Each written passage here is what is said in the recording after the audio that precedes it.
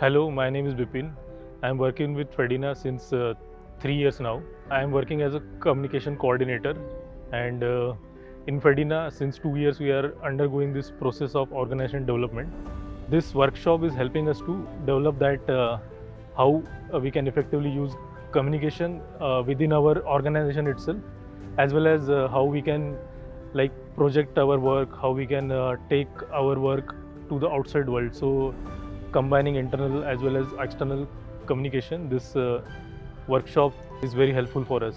In this workshop I liked how different activities were engaged with different staff members, because our staff members are from different background. Most of them are coming from the like worker community whom we are working with. Most of them were ex domestic workers, garment workers, sanitation workers.